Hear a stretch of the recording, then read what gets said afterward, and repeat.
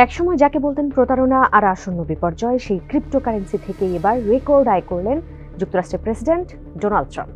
2025 সালের বাধ্যতামূলক আর্থিক প্রতিবেদন অনুযায়ী হোয়াইট হাউসে ফেরার প্রথম বছরই ক্রিপ্টো ব্যবসা থেকে ট্রাম্পের আয় ছাড়িয়েছে $100 কোটি বা 75 কোটি পাউন্ড, যেখানে 2024 সালে তার মোট আয় ছিল $60 কোটি কিছু বেশি। সেখানে এবার শুধু ক্রিপ্টো থেকেই এলো তার চেয়েও বড় অঙ্কের অর্থ। 927 পৃষ্ঠার এই আর্থিক বিবরণী বিশ্লেষণ করলে দেখা যায় ট্রাম্পের আয়ের একটি বড় অংশ এসেছে মেমে কয়েন এবং পারিবারিক ক্রিপ্টো উদ্যোগ থেকে। প্রেসিডেন্টের দায়িত্ব নেওয়ার ঠিক কয়েকদিন আগে চালু করা একটি মেমে কয়েন থেকে রয়্যালিটি হিসেবে তিনি পেয়েছেন $63 কোটি। যদিও পরবর্তীতে এই কয়েনের মূল্য নাটকীয়ভাবে হ্রাস পায়। এছাড়া তার ছেলেরা এবং বিশেষ দূত স্টিভ উইটকফের সন্তানদের প্রতিষ্ঠিত ক্রিপ্টো প্রতিষ্ঠান ওয়ার্ল্ড লিবার্টি ফাইন্যান্সিয়াল থেকে ট্রাম্পের পকেটে এসেছে আরও $50 কোটিরও বেশি।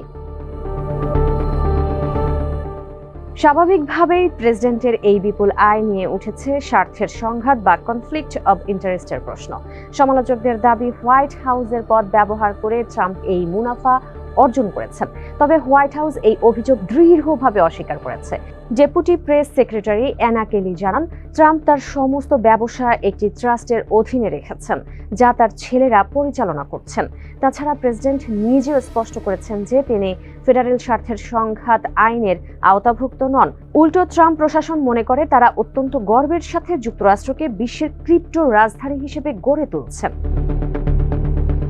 বাস্তবেও দেখা গেছে হোয়াইট হাউসে ফেরার পর ক্রিপ্টো শিল্পের প্রতি ট্রাম্পের দৃষ্টিভঙ্গি আমূল বদলে গেছে।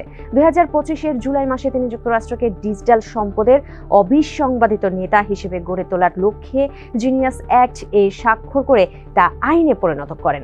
এমনকি সিকিউরিটিজ অ্যান্ড এক্সচেঞ্জ কমিশন বা SEC এর প্রধান হিসেবে তিনি নিয়োগ দিয়েছিলেন ক্রিপ্টো বান্ধব পল অ্যাটকিন্সকে, যিনি দায়িত্ব নিয়েই আগের কঠোর নিয়ন্ত্রণ নীতি শিথিল করেছেন। মজার বিষয় হলো, এই ক্রিপ্টো সাম্রাজ্যের আয় এখন ট্রাম্পের বহুল পরিচিত আবাসন বা রিয়েল এস্টেট ব্যবসাকেও অনেক পেছনে ফেলে দিয়েছে। তবে অন্যান্য খাত থেকেও তার আয় কম হয়নি।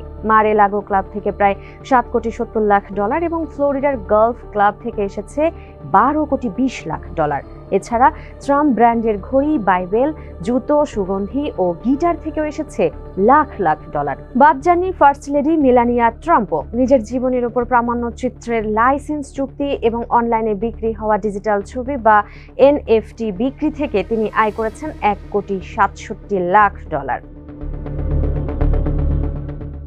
আশ্চর্যের বিষয় হলো, বিভিন্ন গণমাধ্যম ও টেক জায়ান্টদের বিরুদ্ধে করা আইনি মামলার নিষ্পত্তি বা সেটেলমেন্ট থেকেও ট্রাম্পের আয় হচ্ছে বিপুল পরিমাণ অর্থ, যার মধ্যে মেটা, ইউটিউব, ABC এবং CBS এর মতো প্রতিষ্ঠানগুলো থেকে এসেছে কোটি কোটি ডলার। যদিও হোয়াইট হাউস জানিয়েছে এই অর্থের সিংহভাগই ট্রাম্পের ভবিষ্যৎ প্রেসিডেন্সিয়াল লাইব্রেরি এবং পার্ক রক্ষণাবেক্ষণের অলাভজনক সংস্থায় চলে গেছে।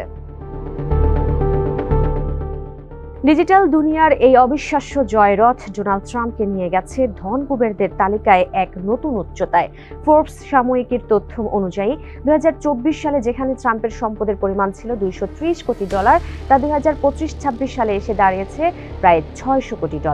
আর ব্লুমবার্গের হিসাবে তো এই অঙ্ক $760 কোটি।